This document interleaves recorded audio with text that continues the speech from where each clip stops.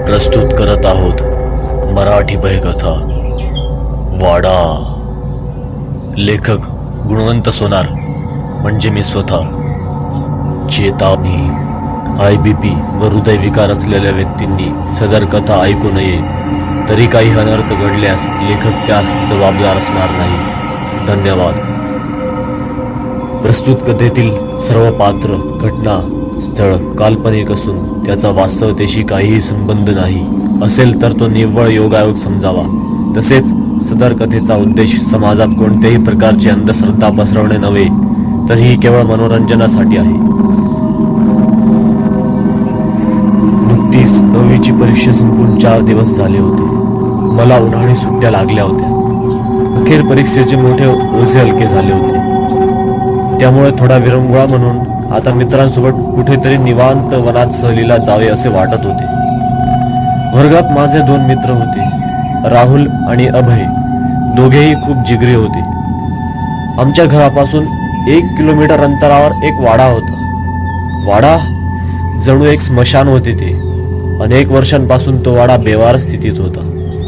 आई मला त्या वाड्यात जाण्यास सारखी मनाई करत असे. शेजारच्या मावशांनी त्या वाड्यातील भयान अफवा तिच्या भोळ्या कानांवर टाकल्या होत्या. आई सतत एका म्हाताऱ्याबद्दल सांगायची. ती म्हणजे ती म्हातारी रात्री लोकांच्या घरात घुसून लहान मुलांना तरबेजीने पळवून नेत असे. पेपरात अधूनमधून त्याबद्दल बातम्या येत असत. अनेकदा त्या वाड्यातून लहान मुलांच्या किंकाळ्या लोकांना ऐकू यायच्या. पण मी थोडेच ऐकणार होतो. तो वाडा तसा खूप मोठा होता, पण तेथे सहसा कोणी जात नसे. मी व माझा मित्र अभय दिवसा कधी कधी त्या वाड्यात जात असतो. एकदा सायंकाळी मी एकटाच त्या वाड्यात फिरायला गेलो. आईने सांगितल्यावरही मी तिच्या मोबाईलमध्ये रिचार्ज टाकला नव्हता. त्यामुळे अर्ध्या तासात घरी निघू असा विचार करून त्या वाड्यात निघालो होतो. त्या वाड्यात असलेल्या एका तुटक्या झुल्यात माझ्या मोबाईलवर यूट्यूबवर भयकथा ऐकत अत्यंत हळूवार झोके घेत होते. भयकथेत काही मित्र वनात जातात व तेथे कॅम्पिंगचा बेत करून रात्र साजरी करत असतात व तेवढ्यात जोरदार वादळ सुटते. लांडग्यांचा आवाज येतो. मी ही कथा ऐकत होतो व तेवढ्यात मला कुणीतरी मागून धक्का दिला. मी धाडकन जमिनीवर पडलो. मानवर करून पाहतो तर आता रात्र होण्यात आली होती. डास पण खूप चावत होते. मी स्वतःला दोष दिला. मला भान कसे राहिले नाही. तेवढ्यात मला आठवले, आज तर बाबा बाहेर गावी जाणार होते व आईसोबत मला एकटे राहावे लागणार होते. मी आईला अर्ध्या तासाचे नाव करून बाहेर फिरायला आलो होतो.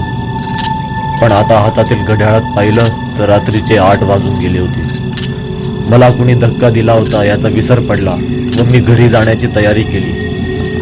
त्या वाड्याच्या गेट जवळ आलो. तेवढ्यात माझ्या लक्षात आले की माझा मोबाईल त्या झुल्यावरच राहिला होता.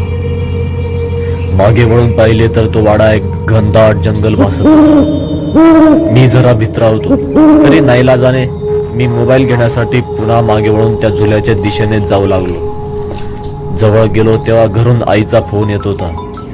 माझ्या मनात नुकताच एक विचार येऊन गेला. फोनमध्ये रिचार्ज नसताना, सहसा असल्या वन्य भागात फोनची रेंज नसताना एवढ्या घनदाट वाड्यात कसा फोन आला? तरी मी फोन उचलला तर आई खूप संतापात बोलत होती. मला आश्चर्य वाटले, कारण आई तर फारच गरीब व शांत स्वभावाची होती.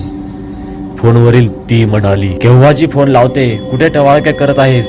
तू काय बाहेरच घर केलंस? येऊ नकोस घरी, आज तुला घरातच घेणार नाही. तिथेच राहा वाड्यात, तिथेच राहा वाड्यात. एवढे बोलून फोन बंद झाला. मला काही उमजेना, पण मी मोबाईल उचलला व तातडीने घरी जाण्यास निघालो. तेवढ्यात मागून झुल्या हलण्याचा आवाज आला. मी मागे वळून पाहिले तर एक केस पिकलेली म्हातारी उघडे तोंड करून बसली होती. मी त्वरित कोपऱ्यातील एका झाडामागे लपलो व काही क्षण तिच्याकडे नजर रोखून ठेवली. तिच्या हातातील लांबसर विळा अंधारातही चमकत होता. तिचे डोळे पूर्ण पांढरे दिसत होते. पाय नव्हते व नाक खूप लांबसडक भासत होते. आत्मा चिरून टाकणारी एक गोष्ट म्हणजे तिच्या मांडीवर एक मांसचा तुकडा दिसत होता व झोक्याजवळ एका मुलाचे फक्त मुंडके होते. ते भयंकर दृश्य पाहून मी थंडागार पडलो. ती म्हातारी तशी विक्षिप्तपणे हसू लागली व माझ्या दिशेने येऊ लागली. मी जोरात ओरडण्याचा प्रयत्न करत होतो, पण तोंडातून आवाज निघत नव्हता. अंग थरथरत होते. हृदयाची धडधड कानापर्यंत ऐकू येत होती. मी हातातील घड्याळात पाहिले तर आता रात्रीचे 10 वाजले होते. मी तिथेच हनुमंताचे नामोच्चारण करू लागलो व तोच समोर ती म्हातारी जळायला लागली. तिच्यातून काळा धूर बाहेर पडत होता. ती जोरजोराने अचानक तिचा संपूर्ण नाश होऊन ती अदृश्य झाली. तसा मी मोबाईल खिशात ठेवून त्वरित त्या झाडामागून बाहेर निघालो व जीवाच्या आकांताने पळू लागलो. मी कसा बसा त्या वाड्याचे गेट बाहेर निघालो व पळतच जीव मुठीत घेऊन 1 किलोमीटरचे अंतर पार करून घरी पोहोचलो. दार उघडले. आई घरी बेशुद्ध अवस्थेत होती. मी तातडीने फ्रीजमधून थोडे पाणी आणले व तिच्या तोंडावर शिंपडले. तोच ती हडबडीने शुद्धीवर आली व मला पाहून तिच्या डोळ्यातून अश्रू वाहिले. तशी मी तिला थोडा वेळ घट्ट मिठी मारली. तसे तिने विचारले, कुठे होतास माझ्या बाळा?